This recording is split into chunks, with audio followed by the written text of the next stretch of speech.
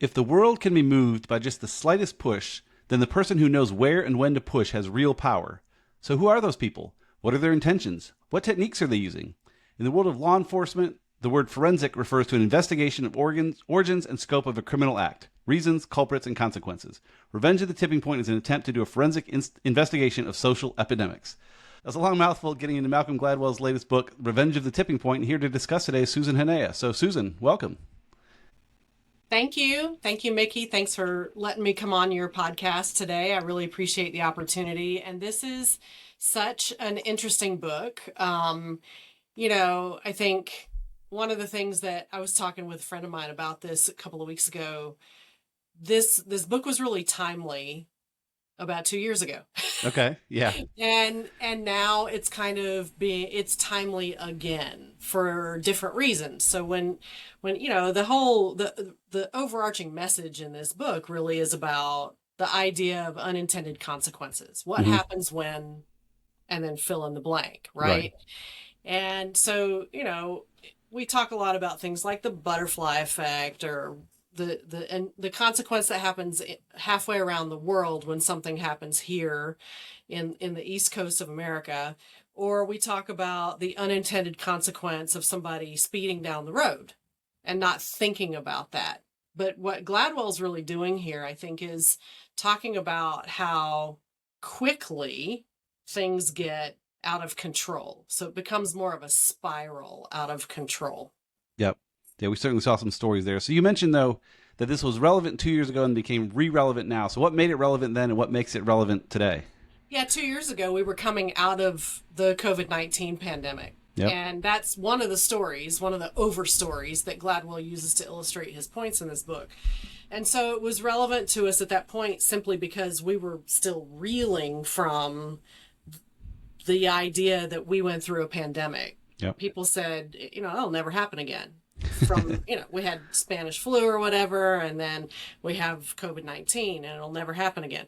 Well, clearly the possibility that pandemics or epidemics are going to happen is there. The opioid crisis, I think, was the overstory that Gladwell used that really struck home most for me. And it was also particularly timely in 2022, and that was before this book was released. He didn't release this book until late 2023, but we were really sort of in the throes of we have to do something about this opioid crisis in 2022 to early 2023. And so I get the sense that that was his way of acknowledging that we needed to talk about those issues and we needed to talk about them more, and what we could learn from those epidemics, pandemics, can be applied in other contexts. So, for example, how long has Taylor Swift been on tour this go round? Ooh, good question. I'm going to say 3 years.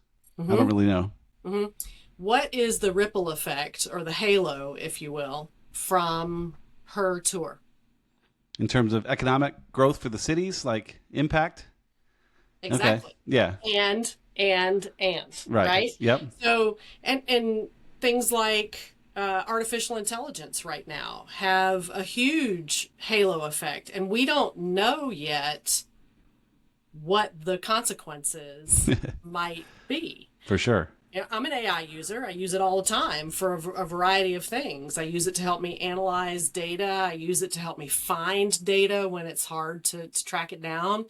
I use it to summarize things for me from time to time. But, do we know what the real consequences of the shift to AI are going to be? Yeah, I think that one's tricky too, because most other shifts that we look at, like should we vaccinate everyone, should we overturn Roe v. Wade, like the impacts can happen because of that event. But with AI, the AI today, I don't think is going to really shift things much, but it's knowing that it's going to get better tomorrow and better the next week and next year. And those are where bigger shifts are going to happen.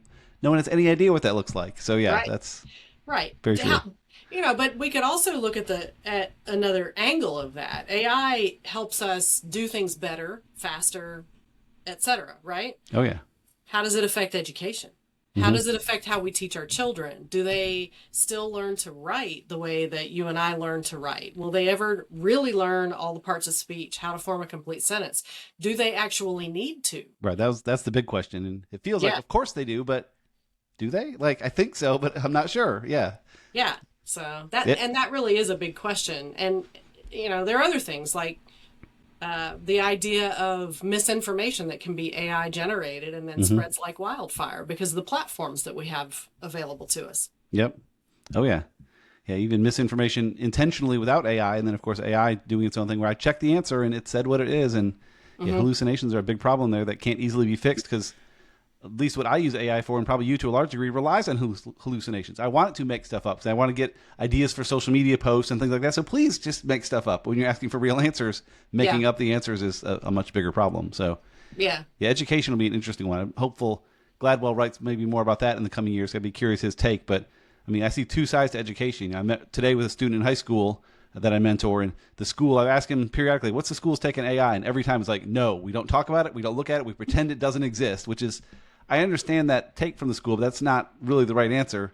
But then the other side is the cool things you could do with like chatbots, where you can say, I'm struggling with my homework, and get an AI to kind of walk you through the steps of solving the math problem and really get like one-on-one tutoring, especially if you can't afford a one-on-one tutor, to get it essentially for free. Like there's huge opportunity there. So yeah, seeing how that all shakes out, no one has any idea, us especially, and it'll be interesting to see.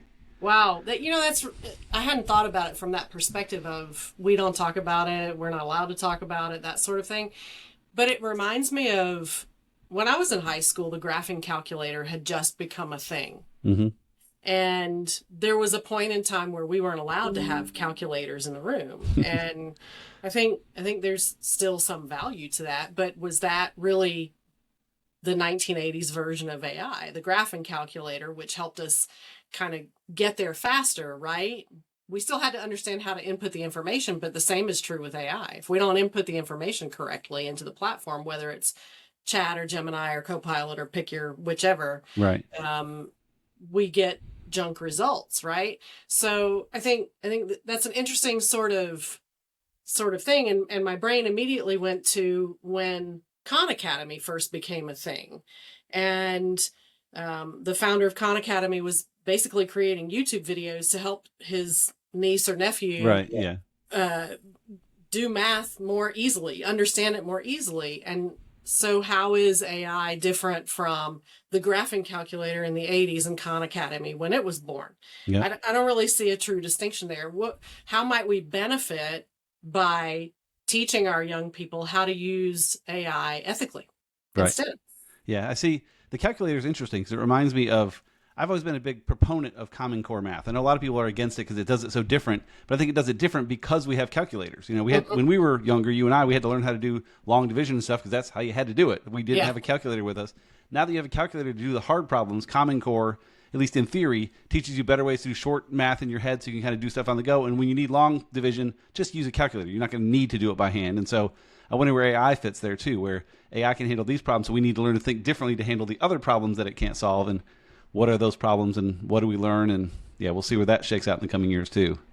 And that's actually, I think, part of the bigger message in from Gladwell's perspective in this book too is how environmental conditions are shifting and how those environmental conditions change how we think or influence how we think. Mm-hmm. So, if we're not willing to if we're not willing to hear multiple perspectives about an issue, why should we have a conversation about the issue? Yep. And when we're thinking about the evolution of education, whether it's from algorithmic long division to Common Core with lattice work and boxes and things like that, that give students visual reference to do things more quickly, more easily, that make things accessible to more students, Mm-hmm.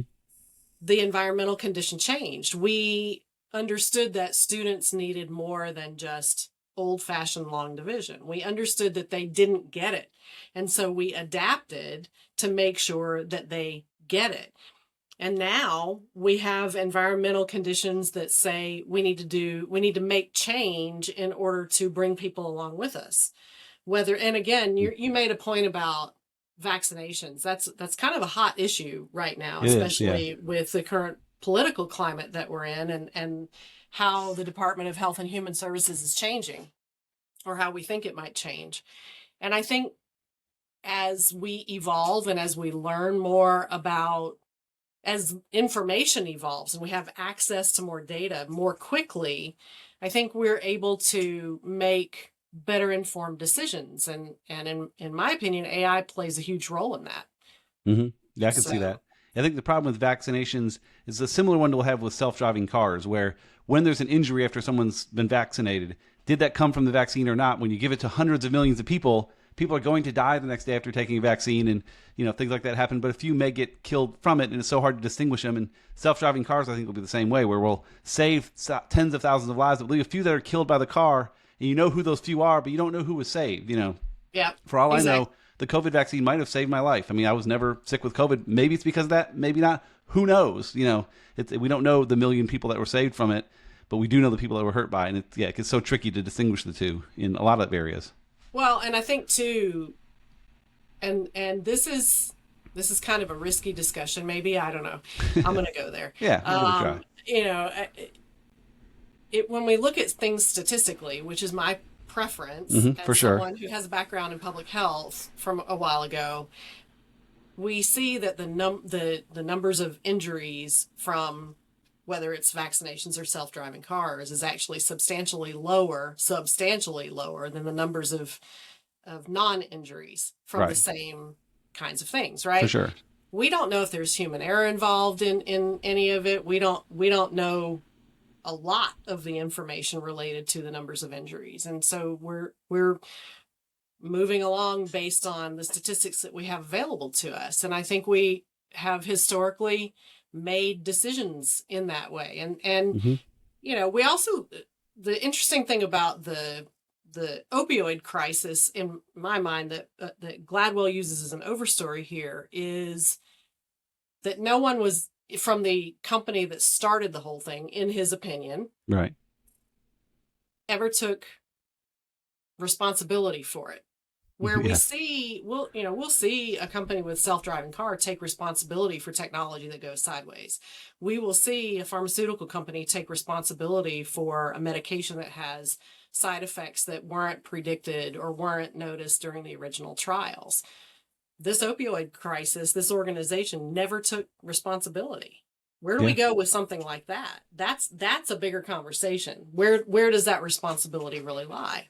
Right. And I think, like, for self-driving cars, I think the right solution is going to cause more of that, because I'd love to see the technology behind it become more like open source, where Tesla is sharing with others and they all have this one suite of software, which will make it better and safer and better for everyone. But then if something does go sideways, it wasn't my fault. Must have been someone else's code that got in there, and it'll be impossible to track down there too. So sometimes the best solutions, again, will yield better results, but kind of hide the source of things, which is always super fun. So yeah. Funny side note there, I happen to be a control freak, and we have a Tesla that has self-driving capability, and I can't stand it. I will not use it. Yeah, nice.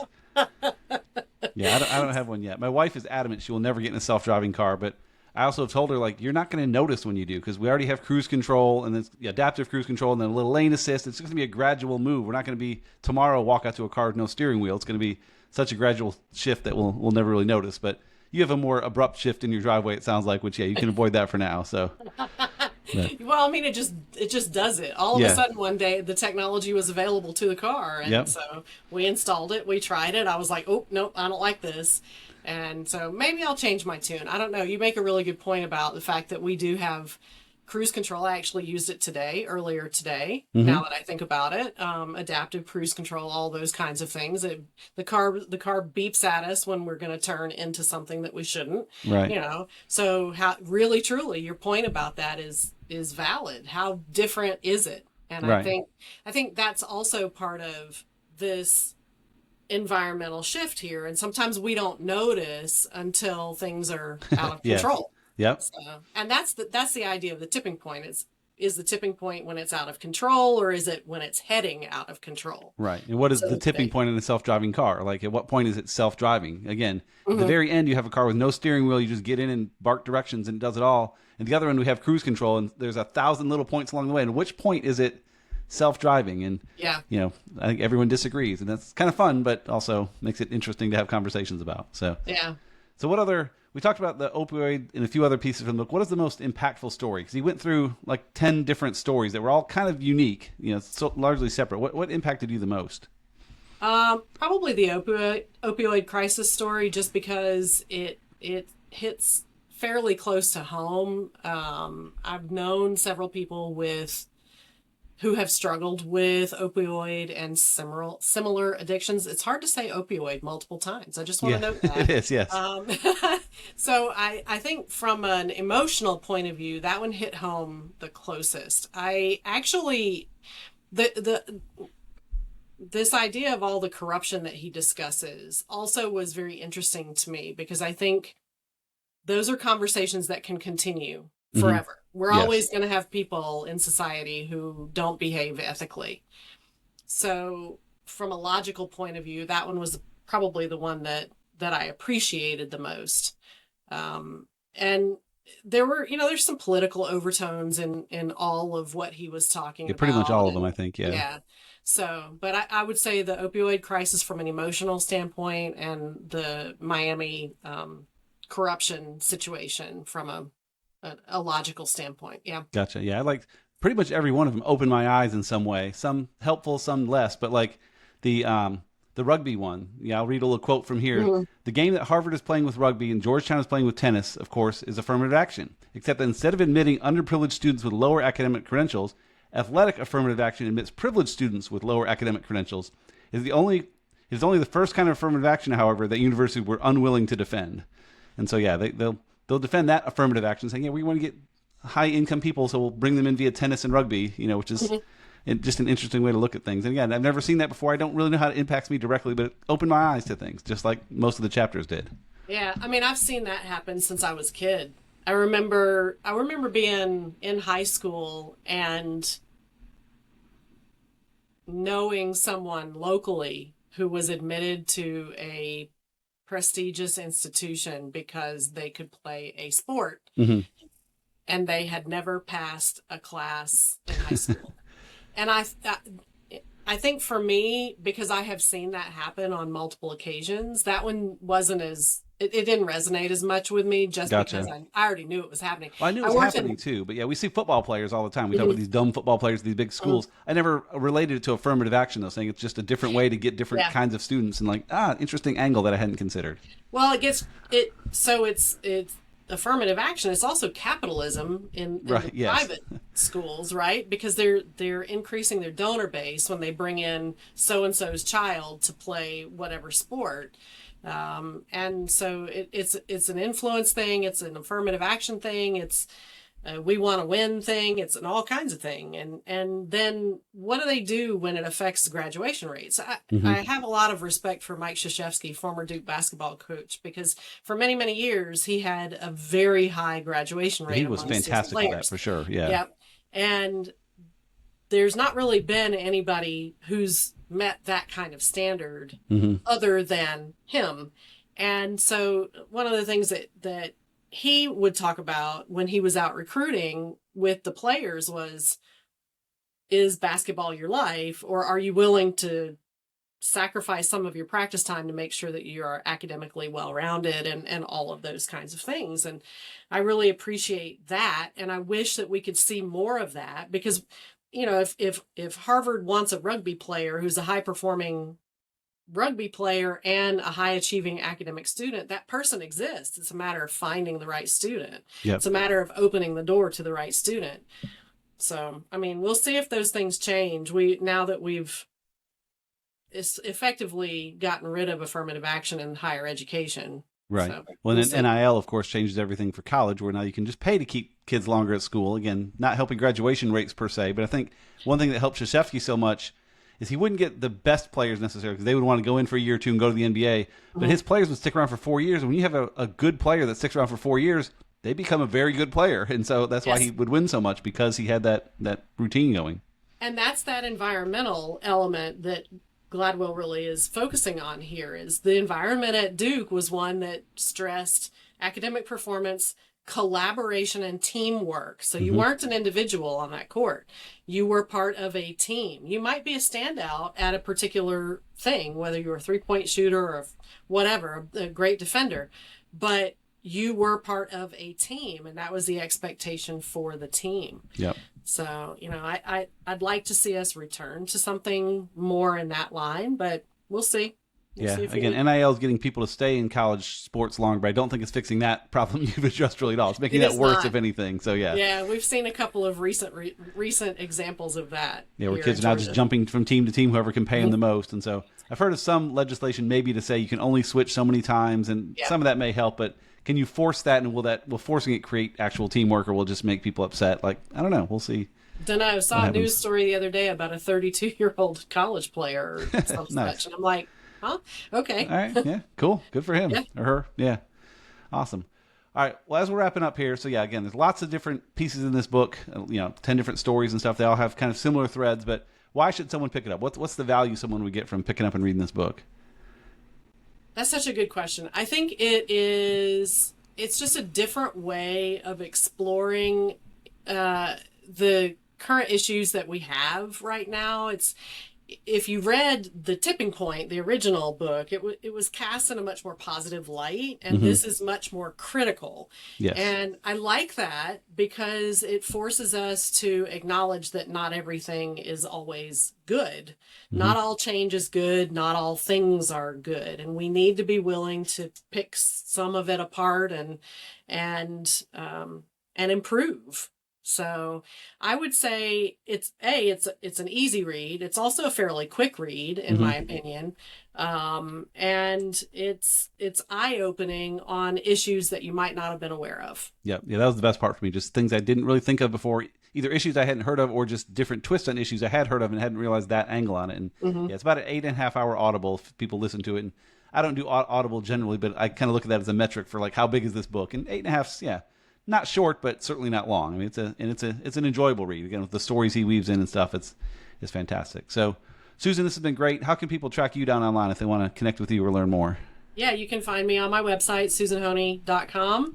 And I'm also on Instagram and Facebook at Coach Susan Honey.